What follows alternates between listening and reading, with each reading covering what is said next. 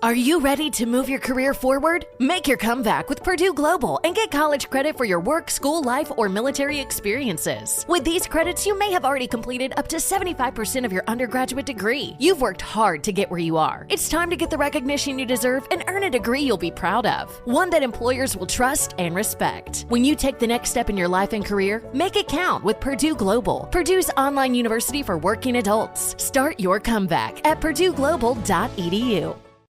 At Ford, we pride ourselves on building strong, capable vehicles. But we're only as strong as the people who drive them.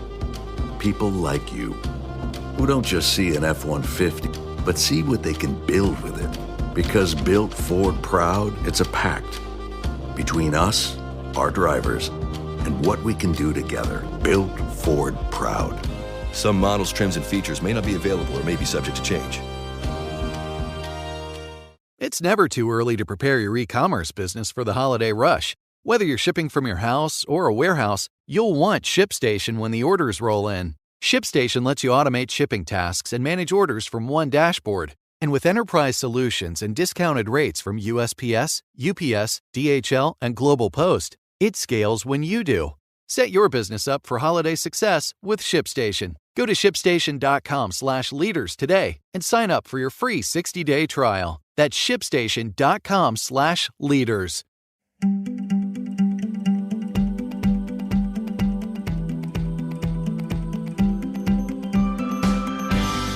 Hi everyone, it's Amanda Rieger Green. Welcome to Soul Sessions. I have an intriguing conversation for you today where we're going to talk about UFOs, time travel, consciousness, spirituality, human evolution, and so much more. My guest today is Dr. Michael P. Masters. He is a professor of biological anthropology, specializing in human evolutionary anatomy, archaeology, and biomedicine at Montana Technical University in Butte. He has authored 3 books: Identified Flying Objects, The Extraterrestrial Model, and he has a new book out, which is a little bit different than his normal scientific, evidentiary-based approach. It's called Revelation, The Future Human Past. It's a satirical time travel novel that I'm very curious to engage with. Welcome, Dr. Masters.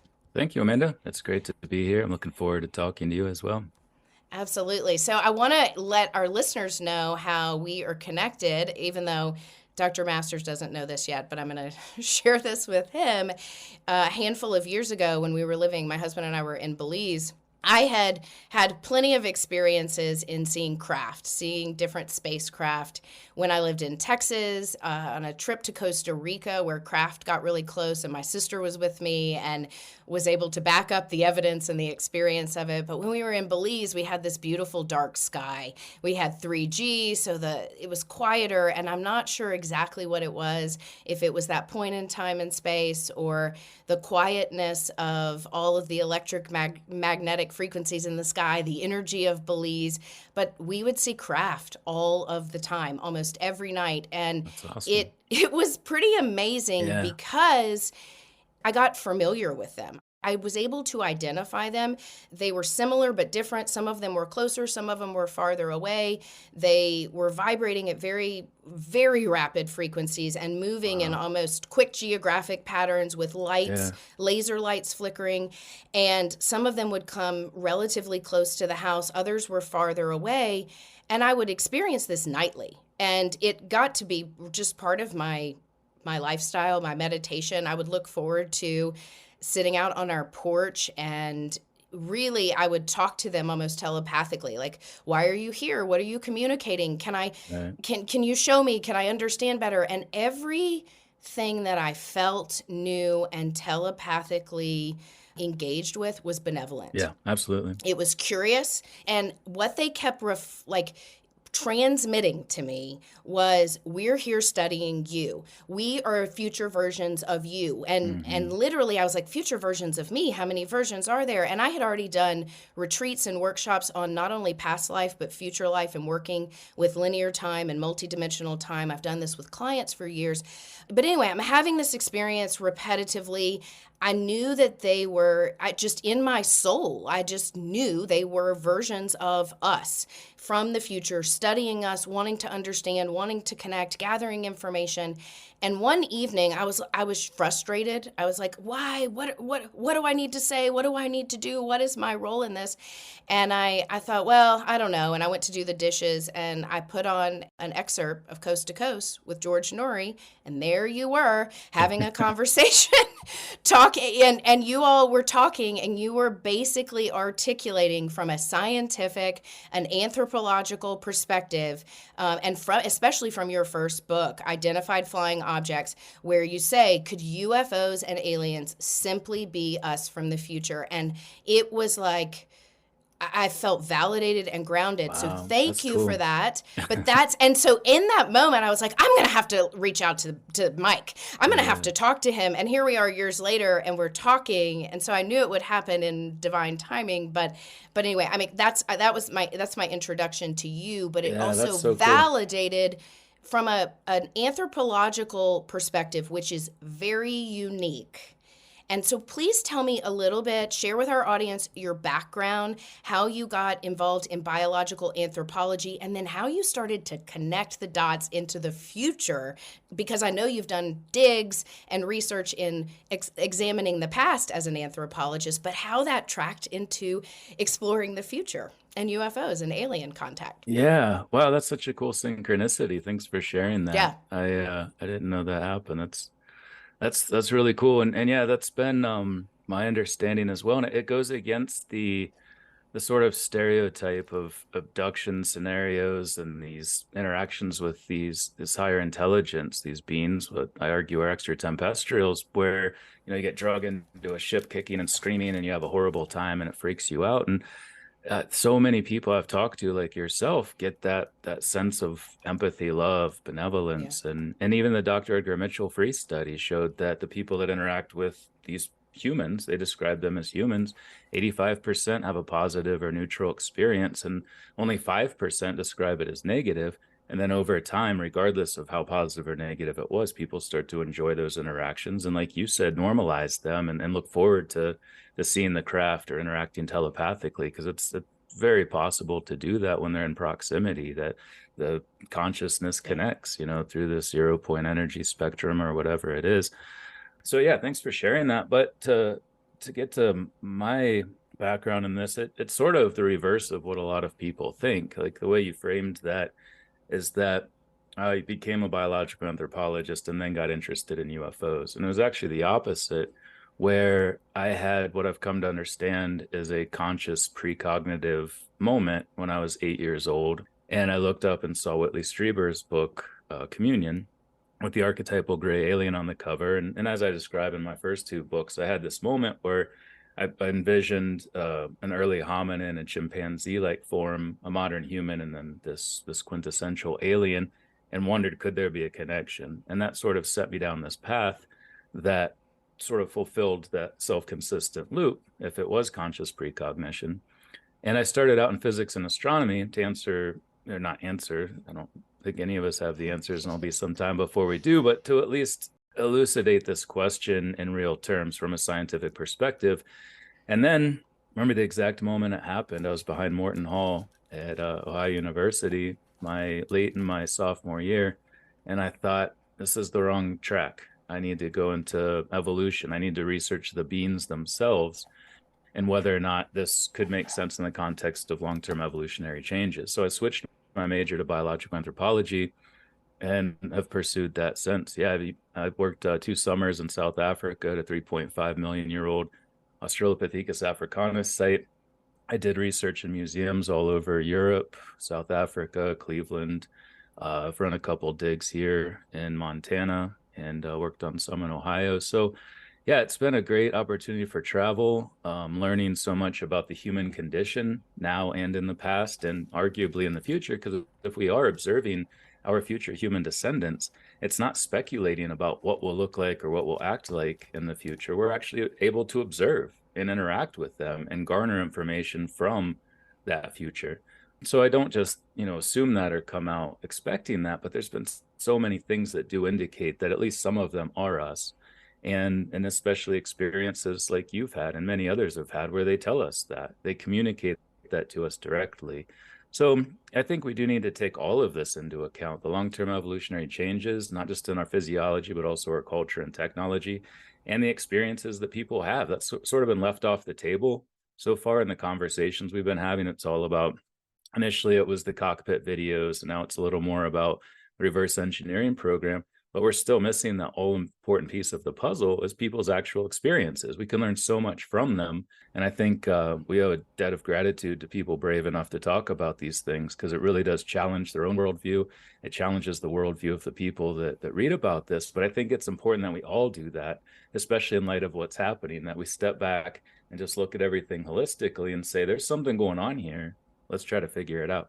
Thank you so much for sharing this. And I'm firing and wiring on the synchronicities, because I too had a similar experience in college, in undergrad, where I was a biology major. I was on a pre-med track. I was at a liberal arts school, so we were required to take humanities courses to supplement that. And I was so enriched in my humanities courses, looking at the synthesis of history, art, archaeology, every religion, how those things are formulated in society. So this very anthropological approach. And I had an aha moment day, and I remember exactly where I was. The professor I was talking to was my organic chem professor, and I told him, I am so enriched in my religion classes, my humanities classes, and I can do the biology and the physics and the biochem, but my fire is not lit up.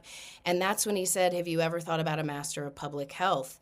Because I had become a religion major. I switched my major, much to my mother's chagrin, and then and family, like, oh, you're supposed to be a doctor. This is what you said you were going to do.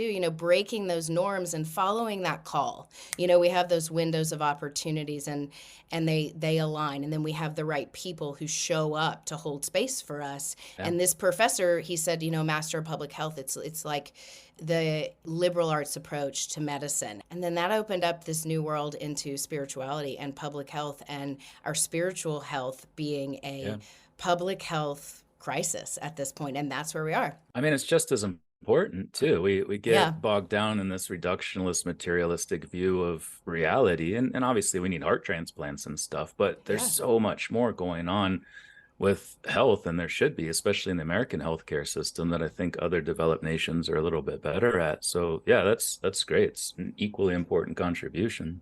Right. And I do want you to talk about your first book a little bit and explain for our audience your findings and your correlations, and especially with the hominids and the evolution of human biology and the skeleton and all of, I can't even use the language, at the level you do, but that's why I want you to explain that. But then jumping to your second book in the experiences, because what you were saying is what is so important is the human experience. And I find that in the evolution of consciousness with people, when we relate to each other, when we tell stories, when we share experiences, even when we have to be vulnerable or we're scared, and we don't know how to define or explain things, and they're outside the box, or our belief systems or infrastructures. When we talk about things and we find people to hold space and listen, something shifts in our consciousness. And I feel like it's all part of this larger story that is happening now. So will you talk about your first book and some of your findings, and explain to the listeners how you started making these anthropological connections and biological connections with aliens, with the aliens that most people know, the little grays, those beings, making those connections in the skeleton, in the forms of the body. Pop quiz. What's the difference between you and a millionaire? I don't know, maybe $1 million? Okay, but what else? They know how to invest their money? Exactly. They definitely started investing early, and they definitely built a plan for their money with a financial planner. But aren't financial planners really expensive? Yeah, well, not when it comes to Facet. They take the traditional model that used to be for the uber rich and make financial planning more accessible to everyone. Here's what sets Facet apart. They literally looked at every facet of my entire life, from my investment portfolio to my early retirement plans, even my real estate investments, something traditional financial advisors had no interest to touch. Instead of taking a percentage of your portfolio, there's an affordable annual membership fee. Unlike most advisors, Facet doesn't charge you to invest with them. They're genuinely invested in your success, so when you make more, you keep more. So if you are ready to take control of your financial future, all you you need to do is head to facet.com/John to get started. This ad is sponsored by Facet. Facet Wealth Incorporated is an SEC-registered investment advisor headquartered in Baltimore, Maryland. This is not an offer to sell securities. This is not investment, financial, legal, or tax advice. Past performance is no guarantee of future performance. John is an actual client of Facet. He receives compensation and has an incentive to endorse Facet. All opinions are his own and not a guarantee of a similar experience or outcome. We all agree that reducing carbon emissions is a good thing. And once again, Toyota is leading the way. We hear a lot about fully electric vehicles, and Toyota has them with more on the way. But we also know a BEV is not for everyone, whether it's because of cost, range, or concerned about finding a charging station when you need it. Plus, the raw materials used to manufacture batteries are limited. Enter Beyond Zero, Toyota's vision for a carbon-neutral future, in vehicles and in manufacturing plants too. In the years ahead, the materials used to make just one long-range battery for an EV could be used to make batteries for 6 plug-in hybrids or 90 gas-electric hybrids. That's why Toyota's position today is electrified, diversified, empowering you to choose how to reduce your own carbon footprint with a vehicle that's right for you, a hybrid, plug-in hybrid, or battery EV. So shop, learn more, and get details at toyota.com/Beyond Zero. Toyota, let's go places. It's Ellie Kemper, co-host of the podcast Born to Love, with some straight talk for Walmart shoppers. Walmart is the place to go for savings. And now you can save even more with Straight Talk Gold or Platinum Unlimited wireless plans. You'll get unlimited 5G data and a free Walmart Plus membership, which includes free delivery from your local Walmart store, savings on gas, plus so much more. Not to mention my new nickname, Savvy McSaverCash. Switch or learn more today at Walmart or StraightTalk.com. Requires active service. One offer per eligible Straight Talk account. Standard data usage applies. For Walmart Plus, $35 order minimum for free delivery. Restrictions apply. Paramount Plus Essential Plan only. Separate registration required. Additional terms apply. Explain to the listeners how you started making these anthropological connections and biological connections with aliens, with the aliens that most people know, the little grays, those beings, making those connections in the skeleton, in the forms of the body. Yeah, I mean, that was kind of the starting point. Like I mentioned, just that question. And well, scientific hypotheses always start with a question. And what's cool about this one is it is actually testable. We will know if we ever become them or if we destroy ourselves and no humans survive. We've still tested and falsified that question. So I think it's important to recognize that. But then also, yeah, our long-term evolutionary changes, just that was the whole reason I got into biological anthropology, the field that studies that, as well as all aspects of humanity. We're divided into 4 main subfields. So yeah, the more, I mean, obviously recognizing the potential for confirmation bias, where I only look for things that adhere to this model, wasn't the case.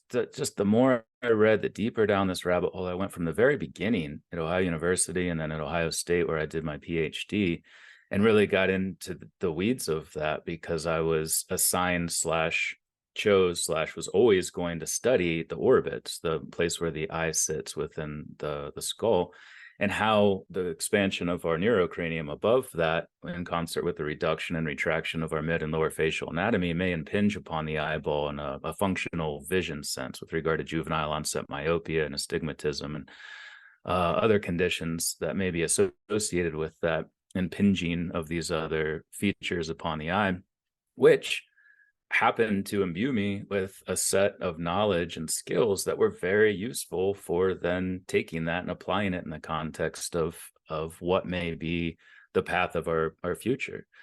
So yeah, a lot of people think, well, we'll live in space, so our eyes will get bigger, and we'll push buttons so our fingers will get longer. I don't know. And I don't make any speculative claims like that because we can't know what will happen between now and whatever point in time we start to morph into them.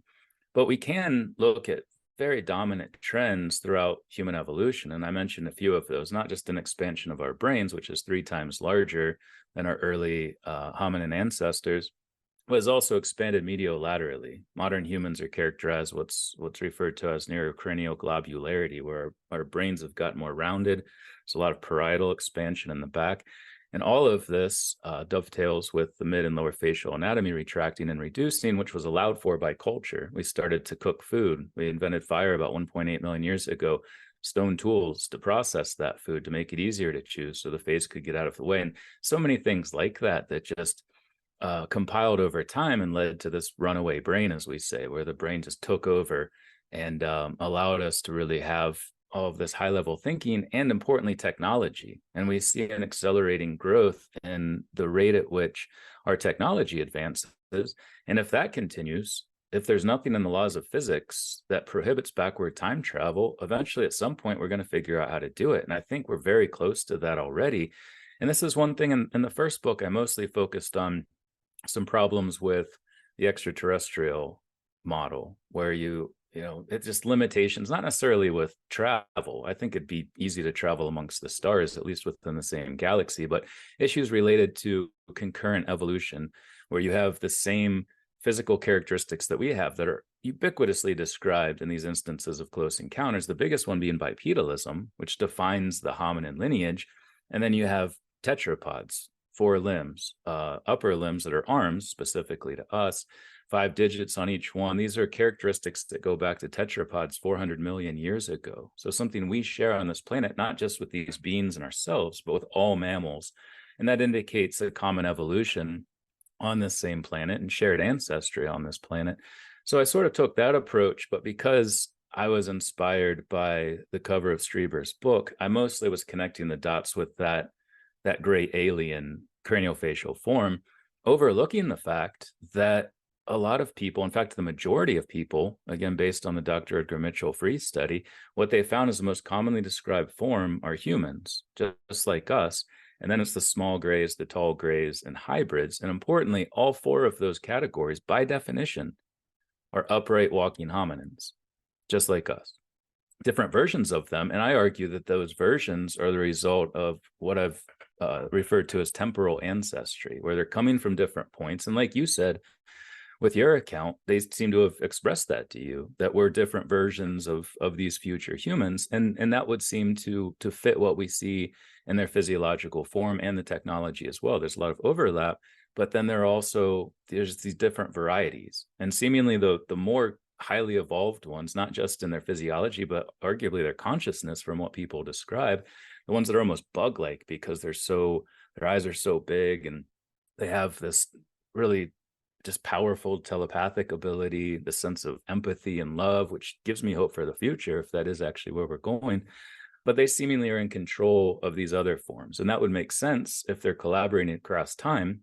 Obviously, you would have the ones that are the most evolved and the most technologically and consciously evolved overseeing this operation and picking up and studying their ancestors. So, yeah, my thinking has not changed with regard to this hypothesis, but it's definitely been brought to a point where I've had to expand my thinking to also include the modern humans, which seems to indicate to me that this will be happening sooner than later. And then also the consciousness aspect, which I've come to believe is fundamental, that there's some fundamental aspect of our consciousness that relates to all of this, but there's still clearly a nuts and bolts component too. They are flying these machines that argue are time machines, because we have this expression in biology that form follows function. The form of these clearly indicates the function of manipulating the space-time metric, manipulating time, and arguably traveling through time. So it's become a broader approach than where I started, being forced through the sieve of reductionist materialism in graduate school. I've sort of come out of that and embraced a lot of things that in my mind weren't related, but now I'm starting to think are actually fundamental to the whole thing. Yeah. Thank you, because you brought so much together, especially bringing back in the evolution of consciousness and going back to the brain and our brains evolving, getting larger, and our facial features changing through agriculture, the advent of fire, all of those periods and those points in time where society changed because of a discovery or an innovation. Yeah. I think about the advent of the smartphone, the iPhone, and the release, at least to the public in 2007, and how since, I can remember in the 90s and 80s, we think back to computers and video games, and we can look at the progression. But after the release of the smartphone in 2007, the advancement of technology, we can't even keep up. Once something is released, it's already outdated, and we're looking for the next generation of fill in the blank.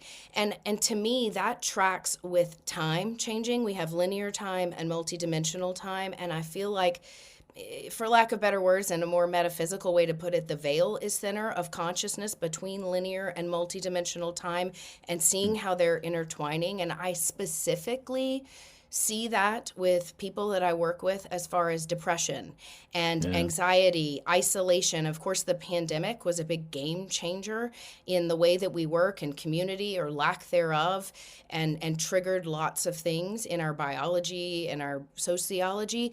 But also, it almost, to me, is time and space is changing. Space, time, and time, space is changing. And our human body as it exists today is trying to evolve, to keep up, to respond to healthfully. And as a result, our dense physical matter is heavier. It doesn't shift in vibration as easily. Thus, people searching for meaning, expanding their consciousness, working on neuroplasticity to strengthen the brain, to interconnect the right and left hemispheres. I can go back to all the practical things that are happening on an energetic, a biological, neurological, and spiritual level. But to me, it tracks with our evolution. And one of the things that I know that you've talked about before that was a light bulb moment for me was talking about how human consciousness is somewhat evolving to the point where it's almost like an entity into itself.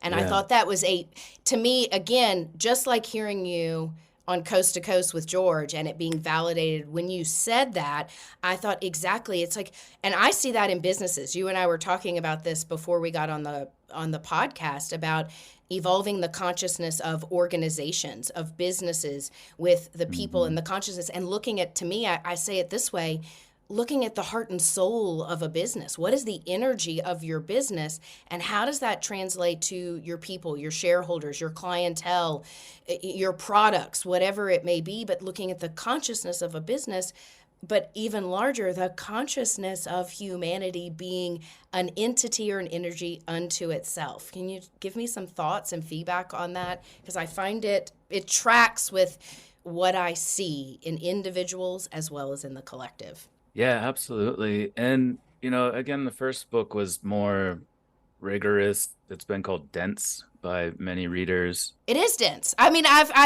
read it, and I have to underline and words. I have to look things up, so it takes me forever. But it also, to me, it put puzzle pieces together scientifically and got me thinking about our biology and you the learned evolution. some new words. I totally did. That's and what I'm I not. used to love. I grew up reading really dense books about time and physics, and Kip Thorne, Paul Davies, Igor Novikov, and I loved having to reread this. I have dyslexia, so I have to reread a lot of things, but rereading the same part just to comprehend what the hell they were talking about, and I loved that challenge. And it wasn't what I was trying to do with that book. I was really trying to find the middle ground between a lay audience, especially ones that interested in UFOs, and then my academic colleagues who I have to appease, especially with the first book. Like this is maybe accurate, or we should at least consider it, and I'd like your feedback, but I have to speak in that language, otherwise it's not going to convey what I'm trying to convey. So it was just tough to find that balance in general. But and then going into the second one,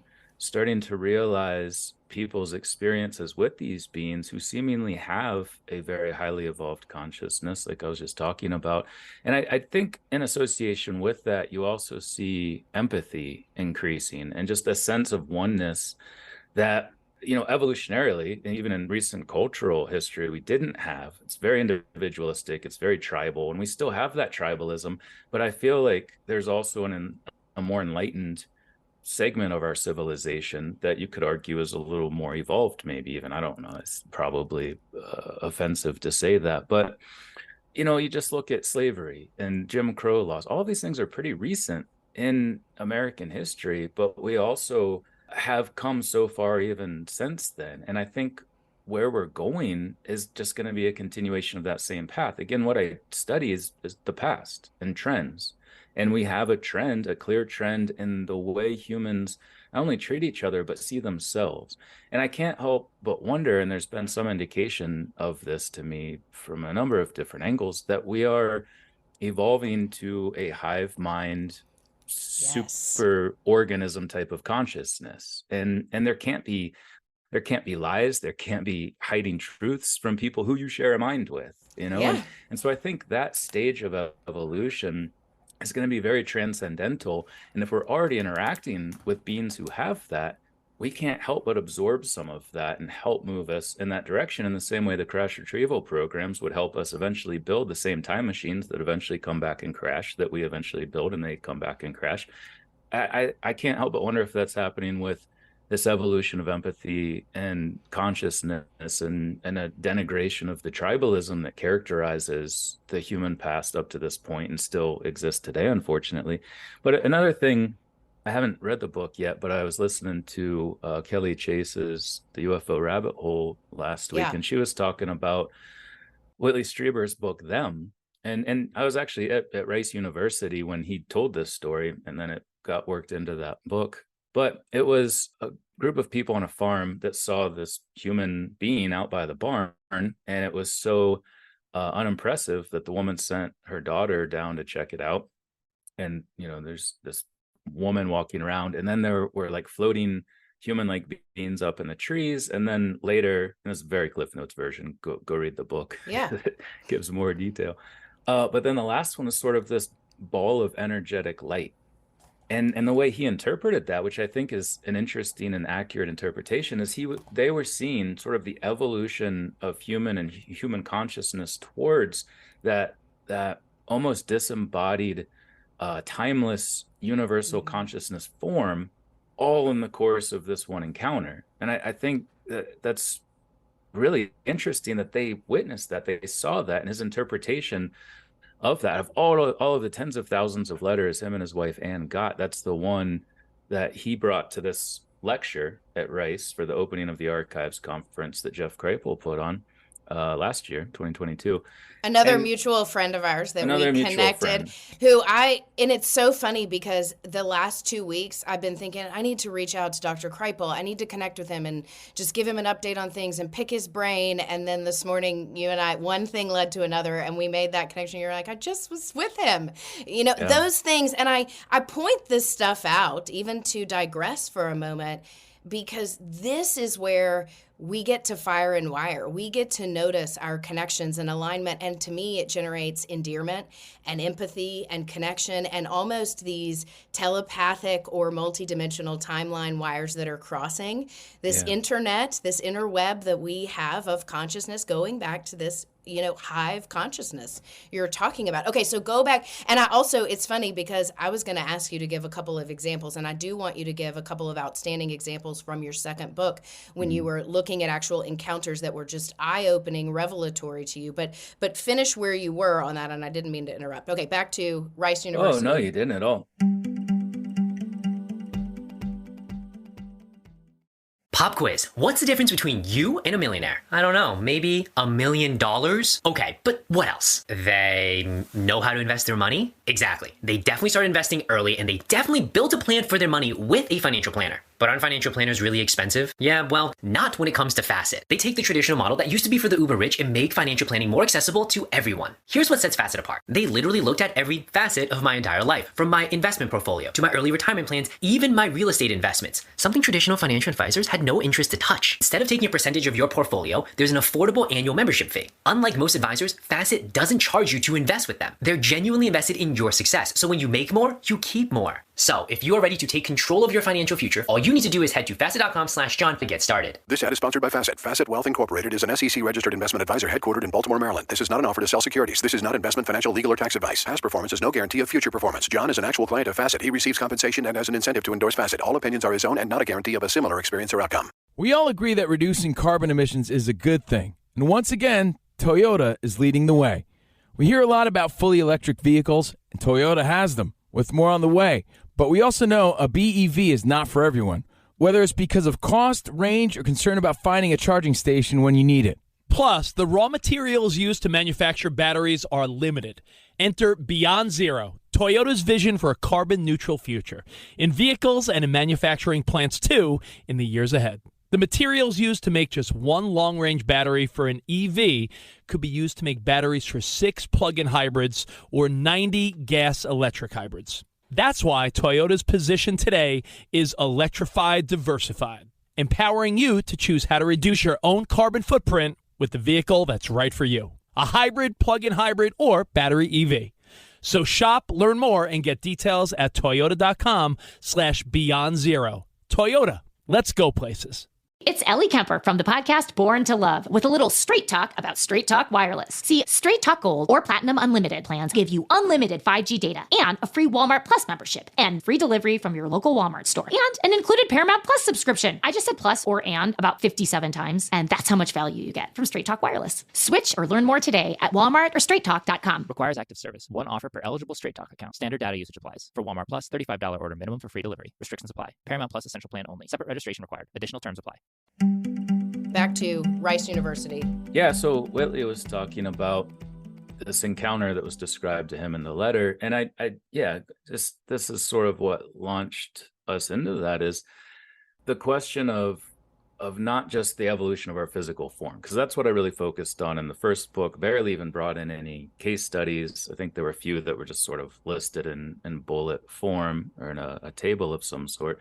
But I overlooked that real connection that we had. So the second book, I didn't even start from that place. And I swore after the first one, I wasn't even going to write another book because it was 7 years and it was very traumatic at times in accordance with raising children and, teaching and researching other things. But COVID hit, got bored, started writing this one, and then realized a lot of things I overlooked in the first one. Disease transmission across different time periods. Yes. The role of AI and robotics and these abductions and other things. How the G-forces can be easily explained by different temporal reference frames, and how they view us as moving very slowly. We move them as moving very quickly, but they're not in their own frame of reference. It's just a shift in the perception inside and outside of those craft.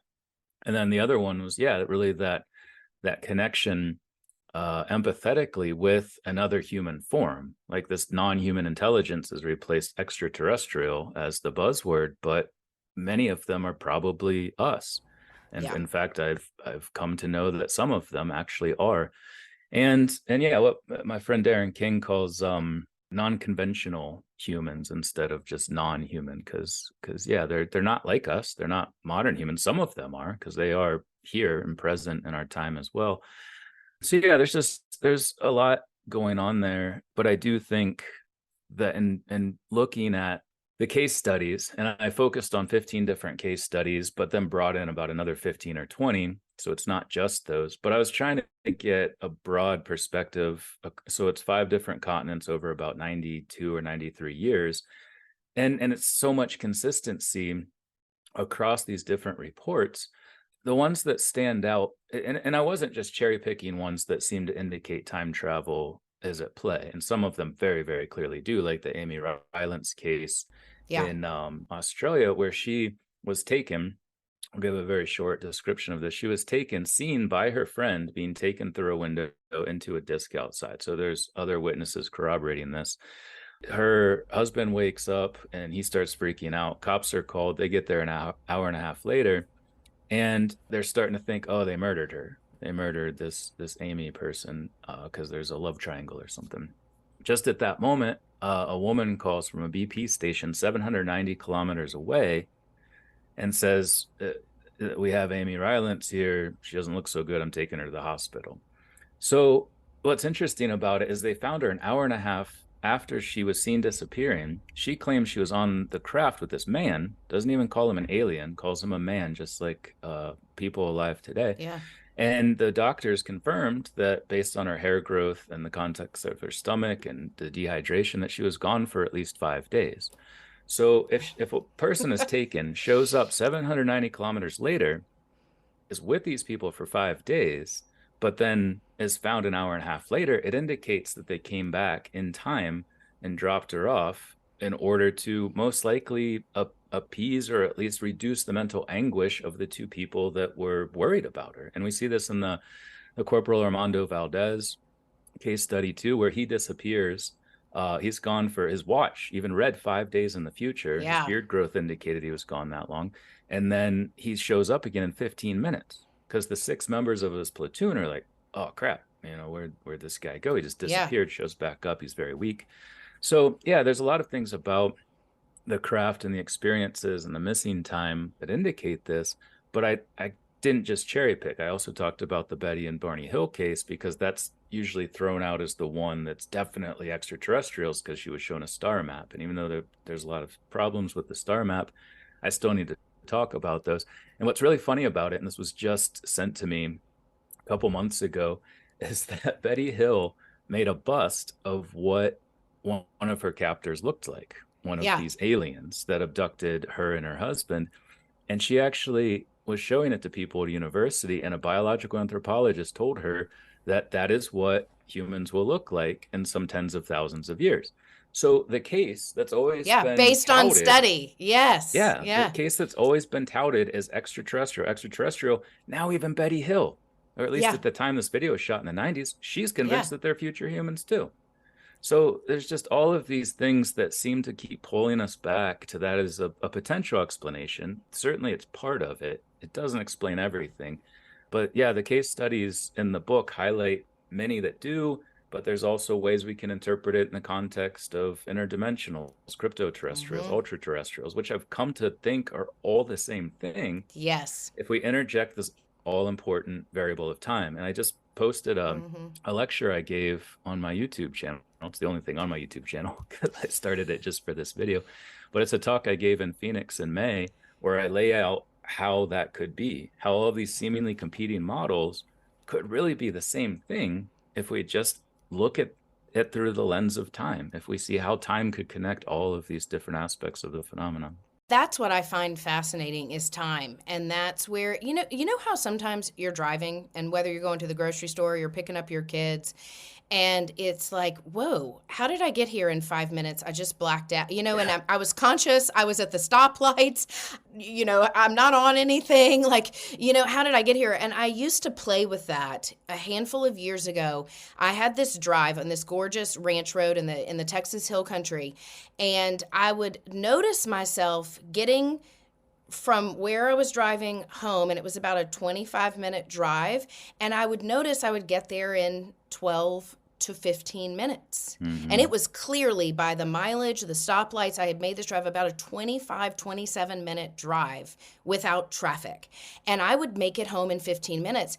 And I would look at the clock, and I would get so confused about what was happening, because I was seeing the time. And I have to tell you, because this is kind of hysterical, I'm sober. I've been sober for a while. So I was actually at a recovery meeting. So this was from my recovery meeting home. So I'm like, just to validate, I am clear, present in my consciousness, sober. And I would drive home, and there would be times where I would look at the clock when I got in the car, and I would say, okay, I'm just going to enjoy my drive home, and I'll make note when I get home. So I wasn't like, honing on my powers and trying to focus this. I would just play with it, and then I wouldn't look at the clock the whole way. I'd listen to music or an audiobook or talk to a friend or just drive, whatever it was, and it would be so odd. And I would tell this to my husband. I'd say, hey, and he's like, there's no way. The mileage is this. This is how long it takes, Amanda.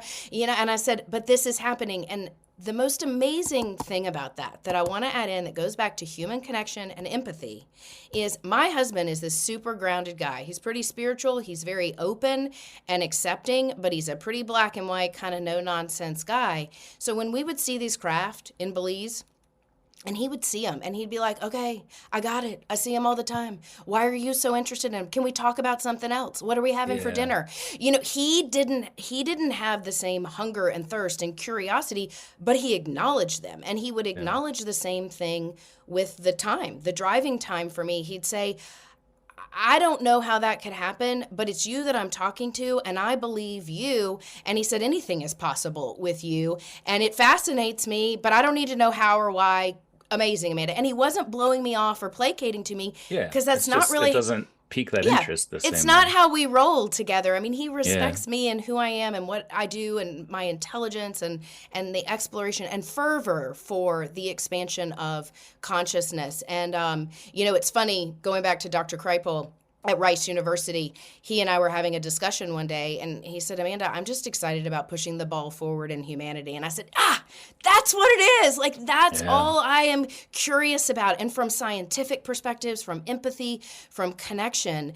And that's why I wanted to have this dialogue with you today, to give people ideas and ways of looking at what is happening scientifically, biologically, anthropologically, consciously, metaphysically, and looking at it to synthesize, to start drawing our own conclusions. And for me, apart from looking at the science and listening and learning from people like you, individuals like you, and those dialogues and conversation and the vast research, because I have mad respect for especially your first book, because I know that was painstaking. I mean, it's painstaking to do that much research, especially in a way that is convincing your academic colleagues of something that is looking at a science in a different way.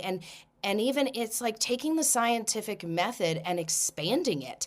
Even does the scientific method need to expand to include consciousness evolution, there's so much happening that I can't even articulate, but I feel it, I see it, I know it. I see it when people light up, when people are amazed at their own consciousness or extrasensory abilities and thinking, oh man, it's not just about what I can see. It's really about what I can believe and unlimiting my beliefs. It's so funny you mentioned that, because right before this chat, I just got off of a Zoom call with 2 other PhDs and a pretty well-known journalist to discuss working on a paper that investigates just that, the standards of evidence and how we view evidence in the context of law and experiential evidence and eyewitness accounts and the standards of evidence versus what people's worldviews are and how much it challenges it or how willing people are to accept it, and this sort of spectrum, this matrix of sorts. And it was so revealing to us to talk about it in very quantitative terms, also qualitative terms, and to really try to dig into what is evidence. Because a lot of people, especially these celebrity scientists, will blow off anything because the evidence isn't there. Well, they have such a narrow view of evidence that, of course, nothing's going to conform to that. But you have to recognize that there's a lot of kinds of evidence, and we know that very intricately in anthropology, because we can't do experimental studies on human beings. You can't just take babies and make some babies smoke and other babies not smoke. Like, there's ethics involved. You're very aware of that.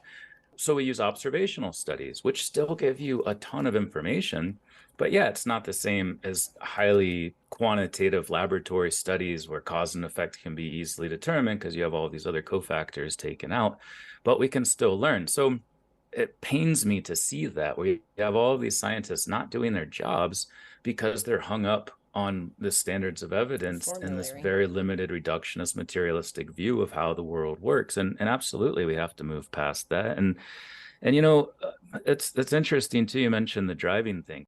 I drive, but my wife's kind of taken over the driving because I do that exact same thing. I'll drive and I'll get to where I'm going. And I'm like, how did I get here? I don't remember any of it. Like, I'm just somewhere else, but I'm stopping for traffic lights. I'm not running over anyone or I did drive off the road once.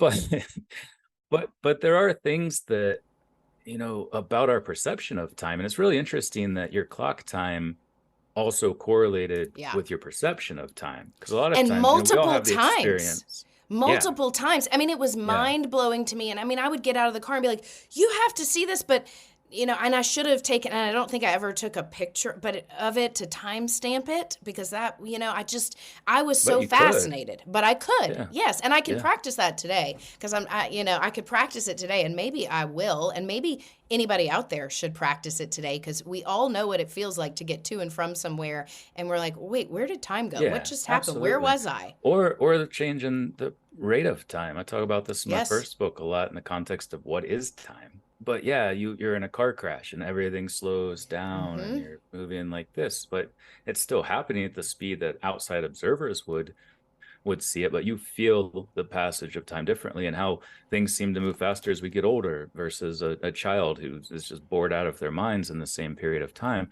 But I've had one experience where clock time was also affected by my perception. A clock just stopped for upwards of 15 minutes. And I kept looking at it, very aware that time was passing, conversations are happening all around me, but that clock wasn't moving, not because there was something wrong with the clock, because I had other ones too. I wore a wristwatch back then, but time just seemingly stopped.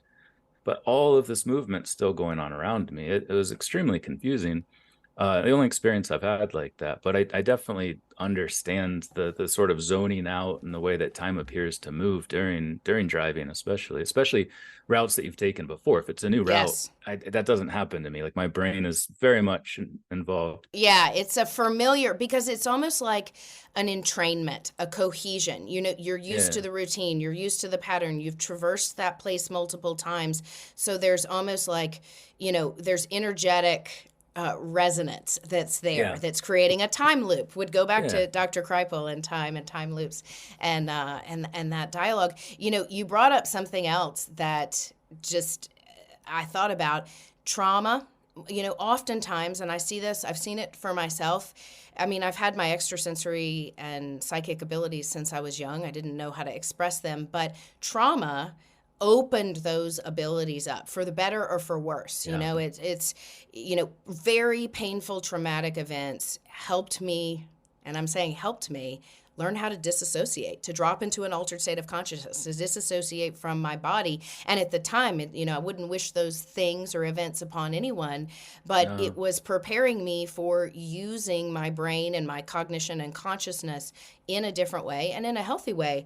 But the other thing, I think about the pandemic as collective trauma, and how it was a prolonged traumatic event. So to me, that would change some time space. If you think about a prolonged trauma instead of an event like a car crash. I watched my dad die in front of me in a matter of about an hour. It was pretty traumatic. I've had multiple traumas like that, but the pandemic was traumatic. I work with a professor who studies trauma and intense, massive sex trafficking, that kind of, we all have traumas, different levels of trauma, but really intense trauma, and what that looks like and how we heal it and how we facilitate healing and therapy through that. But if you look at the pandemic as a trauma and potentially opening a new level of consciousness, people are isolating. We are experiencing suicide rates, mental health challenges, anxiety, depression at rates that are unprecedented and growing. And people who I know personally who have personal and spiritual toolkits and practices and are conscious of, what they need to be doing to respond to their mental health are not getting relief, like are really, really biologically, neurologically, physiologically, and spiritually struggling. And at rates, and that's why I'm saying, to me, we have this public health crisis that is, how do we approach it? And I think the old ways of approaching things are coming to an end, or maybe not an end, they're evolving. Maybe that's a better way for me to frame that. Definitely. I mean, we're always evolving, and in everything we do, it's painfully slow at times, especially when you're talking about public policy and exactly. things like that. But yeah, you can definitely see that progress. And it's funny, as you were talking about trauma, I was having this memory. I was like, I just read about this. Where the hell was I reading about this? And then finally remembered it was a book called Why We Dream. But it was really interesting, the way in which our dreams help us heal. Loss of loved ones, anxiety and stress about aspects of our jobs or our lives or divorce or whatever it is. In our dream state, which I would argue is the closest connection that we have on a daily basis to this universal consciousness. I even have come to think, this is just a working hypothesis, that it's a time when we upload information from this physical world into the massive database that is this evolving human consciousness or universal source consciousness, whatever it is. But during those times, especially during REM sleep, we're also dealing with personal issues, and especially stress and trauma that we have in our lives. And the author gave a number of really interesting case studies of how that happened. So, yeah, I mean, even outside of our waking state, seemingly we're dealing with trauma, and that's a timeless space to do it. We sort of leave our bodies in a sense and enter that same realm. Yes, you just hit on something that I share with people, and I have done this for over a decade. Pop quiz. What's the difference between you and a millionaire? I don't know, maybe $1 million? Okay, but what else? They know how to invest their money? Exactly. They definitely started investing early, and they definitely built a plan for their money with a financial planner. But aren't financial planners really expensive? Yeah, well, not when it comes to Facet. They take the traditional model that used to be for the uber rich and make financial planning more accessible to everyone. Here's what sets Facet apart. They literally looked at every facet of my entire life, from my investment portfolio to my early retirement plans, even my real estate investments, something traditional financial advisors had no interest to touch. Instead of taking a percentage of your portfolio, there's an affordable annual membership fee. Unlike most advisors, Facet doesn't charge you to invest with them. They're genuinely invested in your success, so when you make more, you keep more. So, if you are ready to take control of your financial future, all you need to do is head to facet.com/John to get started. This ad is sponsored by Facet. Facet Wealth Incorporated is an SEC-registered investment advisor headquartered in Baltimore, Maryland. This is not an offer to sell securities. This is not investment, financial, legal, or tax advice. Past performance is no guarantee of future performance. John is an actual client of Facet. He receives compensation and has an incentive to endorse Facet. All opinions are his own and not a guarantee of a similar experience or outcome. We all agree that reducing carbon emissions is a good thing. And once again, Toyota is leading the way. We hear a lot about fully electric vehicles, and Toyota has them, with more on the way. But we also know a BEV is not for everyone, whether it's because of cost, range, or concerned about finding a charging station when you need it. Plus, the raw materials used to manufacture batteries are limited. Enter Beyond Zero, Toyota's vision for a carbon-neutral future, in vehicles and in manufacturing plants too. In the years ahead, the materials used to make just one long-range battery for an EV could be used to make batteries for 6 plug-in hybrids or 90 gas-electric hybrids.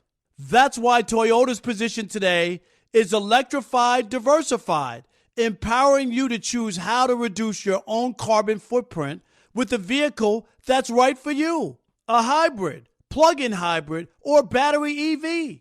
So shop, learn more, and get details at toyota.com/Beyond Zero.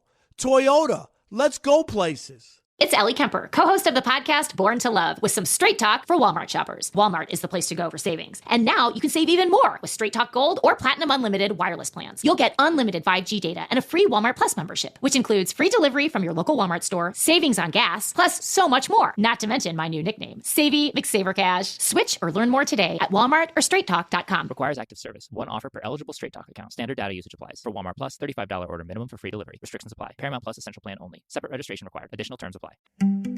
You just hit on something that I share with people, and I have done this for over a decade, and I do it more often than not, let's say 6 days out of the week, unless I am just dead tired and fall asleep without thinking about it. Yeah. When I go to bed, and this evolved from Jane Roberts and Seth material and the idea of talking to my higher self, my oversoul. Right. So not only saying my prayers at night or whatever it may be, but I would specifically address my higher self and my oversoul. And I would say, hey, soul, hey, higher self, hey, oversoul. While I'm sleeping at night, Amanda needs to regenerate. Amanda needs to revitalize.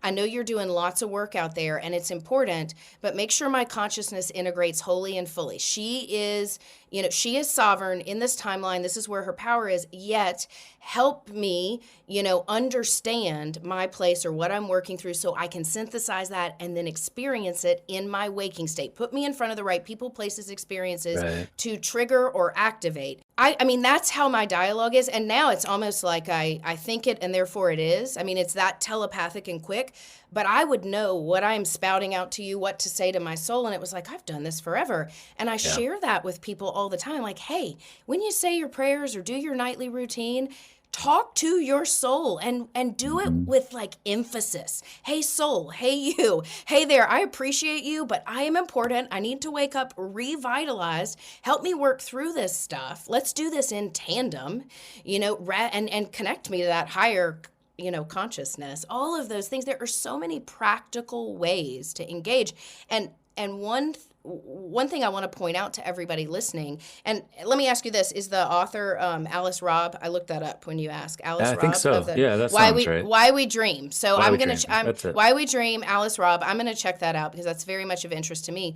But as far as Dr. Masters' books and other books and authors we've mentioned today, if any of that has piqued your curiosity, follow that breadcrumb. That's what works for me, is just like hearing you with George Norrie when I was frustrated that evening, doing the dishes, like, why don't I have answers? Who am I going to talk to about this?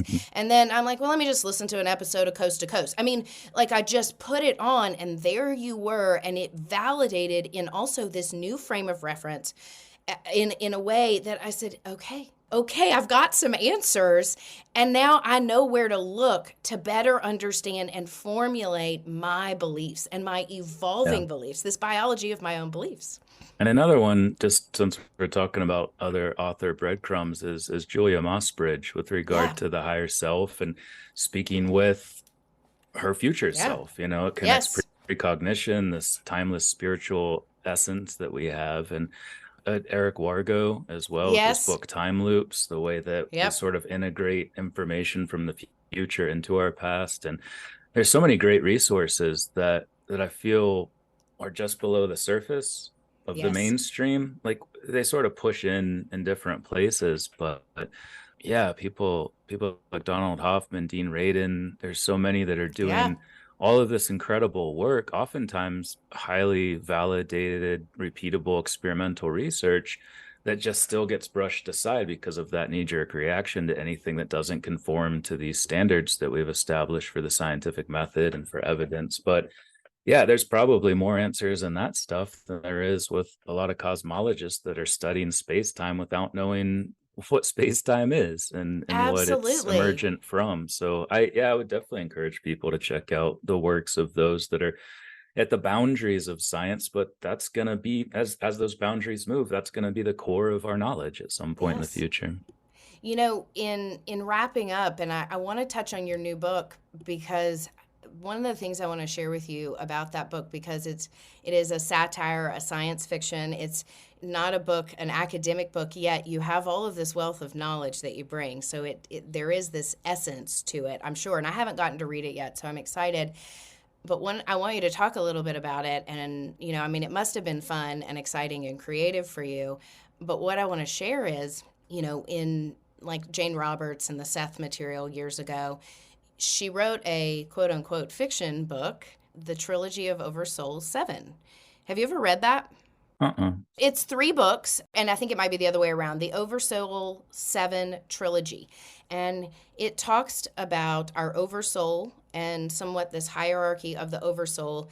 And there's this character who is essentially just trying to manage and corral, like herding cats, these various souls in the future, and in 3 or 4 or 5 different timelines, and he's got a mentor above him, and it's utter hysteria and chaos. And it gave me, even though it was, and she had experienced quite a bit through Seth and her channeling and her experiences. So when she wrote this fiction book, to me, I correlated many of my beliefs and understanding about time, talking to my higher self, the oversoul, past versions of me, future versions of me, and us working in tandem as a team.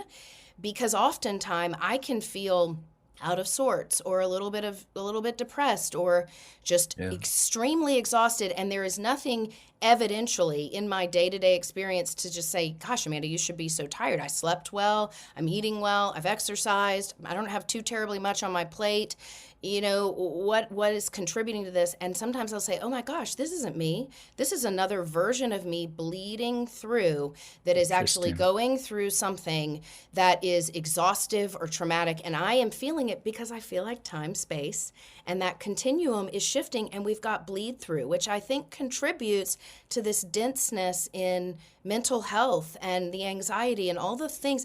It's all correlating, and I think it's almost time just somehow interconnecting, but I think it's versions of ourselves. So anyway, I think so too. Yeah. And it almost feels like there's a resonance, because I've experienced that exact same thing, where a lot of times when you're highly present and in your body and your mind is connected to your body, there's sort of an acceleration, a resonance to the waves, but then there's a deconstructive resonance too at times, where you feel like you're just a little ahead or a little behind, and they're just deconstructing that vibrational energy to some extent. I felt that. I've never tried to articulate it until now, because I've definitely felt the same thing you just described. But yeah, I've gotten that sense too, that it's just a little mismatch of time, whether it's a bleed through with another aspect of time or a dimension we're not aware of, or linear time as we perceive it. And maybe but it's there both. does seem to be something there. Yeah, could be. It's both. Absolutely. And that's where I get curious, and so I'll play with it a bit. And if I like, let's say I'm just all of a sudden like having heart palpitations for no apparent reason. I'm not stressed. I've, had whatever, like no apparent reason. I will literally just pause and say, is this mine? Is this Amanda's? Literally just in my mind's eye, is this mine? And I immediately get a yes or no. And if it's no, I'll say, is this another version of myself? And I'll get a yes or no. And so I'm either, and if I get a yes, then I'm like, okay, whatever you're going through, I'm beaming you love. I'm beaming you clarity. I am regulating your, your neurological systems, like whatever it is. And it's like Care Bear staring. It's like if you can think it, and it's got to be comical because I kind of laugh, it's is this real or not? But to me it is. But sometimes when I get the answer that it's not Amanda's and it's not another version of myself, it is just something I am feeling from that collective hive of consciousness that is actually not mine to necessarily process, but for me to give more love to or more compassion to, rather than take on the frustration or the irritability. And I think when we can utilize new tools like that to really be aware and present of our body, our symptoms, our physiology, and to be able to start working with consciousness in new and expanded and very accessible and practical ways. Yeah, very practical. It doesn't even take stopping everything and meditating, I just finished, I was on sabbatical for the last year, and it was extremely busy, but then I would also be bored. And I've never been much of a reader because of my dyslexia. It's always made it hard, but audiobooks have been great because I don't have to worry about that. I just listen to it. And speaking to this point, I just finished recently Eckhart Tolle's The Power of Now, which is entirely about that. Just and you listen to it on, did you listen to it on audio? Yeah. Because he's kind of hypnotic, right? My God, so much. Yeah, if I'm not out in the yard doing something, it'll put me to sleep. So hypnotic. Yeah, it really is. And his second book too, The World something, I forget what it's called. But yeah, it was so helpful for me because like we were talking about, I always felt just a little off in time. But then if I just stop and like focus, I've never really, presentism has always been nonsensical in the context of the block universe and the existence of all of these other moments. But his point, which sort of bridged this disconnect for me, is that you still feel now. It's the only thing that you actually feel.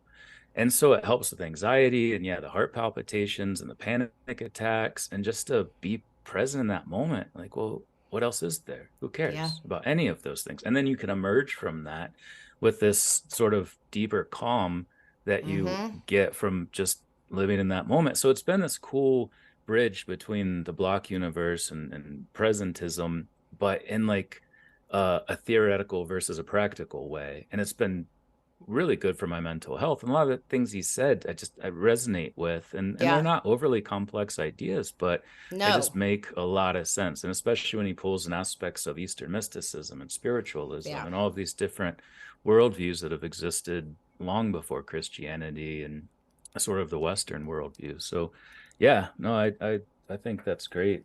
Absolutely. Okay, so share, I know we keep, running on different tangents that I'm totally enjoying, but share a little bit about your novel and the genesis of that and just a little bit about it, because it's totally a different departure, but still in the same genre. Yeah. Yeah, so there's a couple things at play here. Like I said, I was on sabbatical.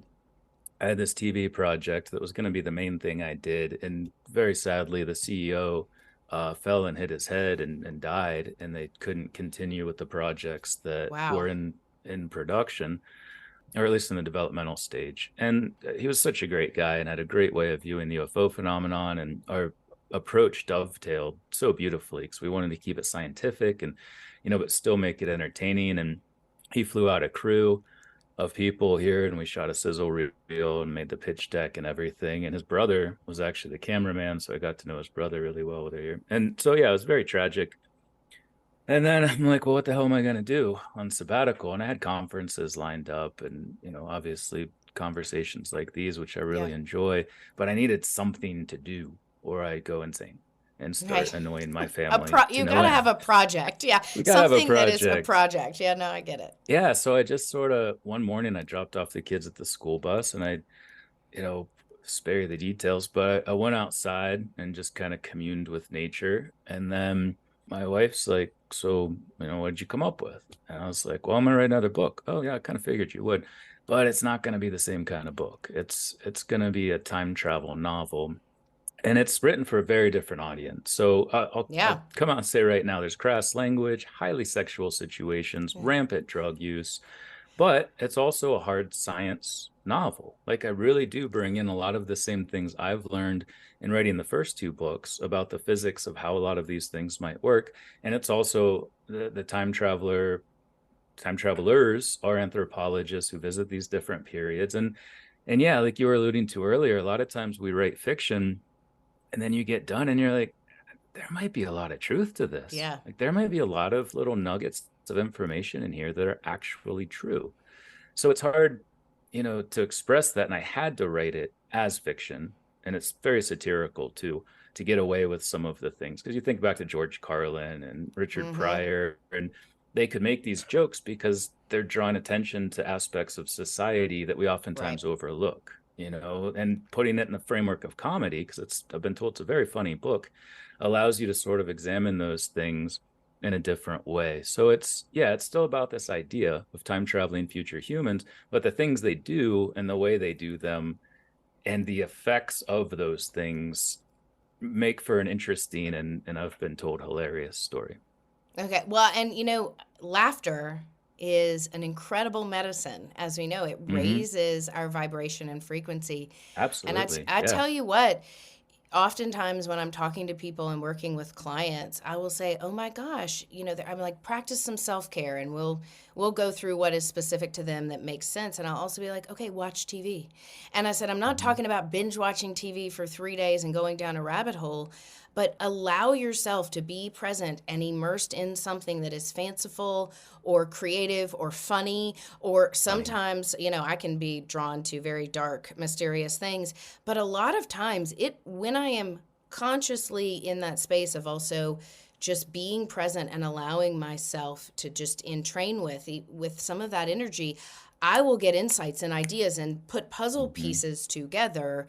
So it's really, to me, fascinating that we can access higher levels of consciousness, evolve through very practical, seemingly mundane things, and also through, new practices and ways that we can expand our conscious and get curious and in digging into whatever piques our interest and exploring it. So and laughter for me is that main thing. Outside of a couple UFO podcasts, all of the other ones I listen to are comedy podcasts, like This Is Important, Smart List, the Conan O'Brien podcast. There's one that actually combines both, the Cryptid Factor with Leon Kirkbeck. I'll have to check that out, the Reese Cryptid Darby Factor. and Dan Schreiber, because they're hilarious, but it's all about UFOs and cryptids and stuff. So it's this beautiful mix. And if I sometimes get stressed out, not when I'm at conferences or giving talks, but in the transportation aspect of it. And so I won't listen to any of these podcasts for like a month, save them all up. And then that's how I deal with the stress of traveling and being around massive hordes of people and in these tiny little climate controlled death pods that they make us fly in, even though we have UFO technology where we could get to Paris in 2 minutes. Exactly. We still, and we know that that technology is available to us, and, we can go down the whole disclosure, rabbit hole, but it's, that's not the nature. But I want to thank you for not only your time today and all of your expertise and remarkable research, but also your consciousness and your open heart, and that's one of the things that when I heard you years ago and, was able to get your first book and all those things tracked, I was like, gosh, this is such an accessible guy. He's academic and he's doing the research, but he's very accessible and relatable. And that to me it's such a human experience when we can connect, because two heads, two minds, two bits of consciousness,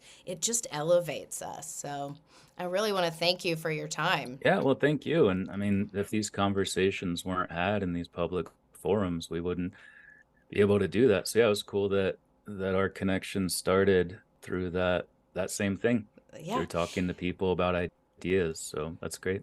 Well, everyone out there, definitely, check out Dr. Michael Masters. He's got a really massive YouTube channel with one video on it. So So maybe that's not going to be your best place, but you'll get a little taste. And there are other interviews out there, but also his books and anything that we mentioned today.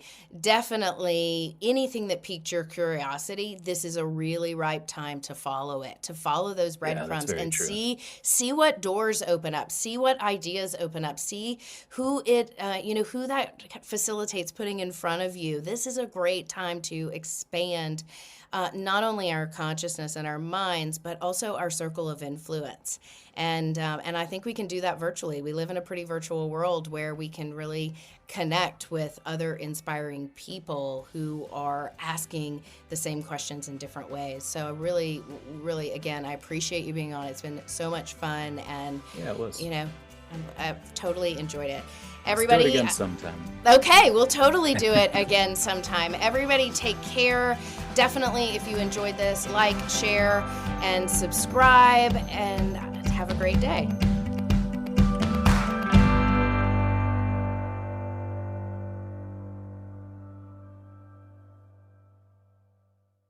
No one likes to talk about money. Am I saving enough? Can I buy a house? Am I paying too much in taxes? Will I be able to retire? What if you could unlock insights about your finances in less than 5 minutes with a clear picture of where you stand today and where your money can work harder? Now you can. Visit Facet.com to take the free quiz and get your financial wellness score today. That's FACET.com.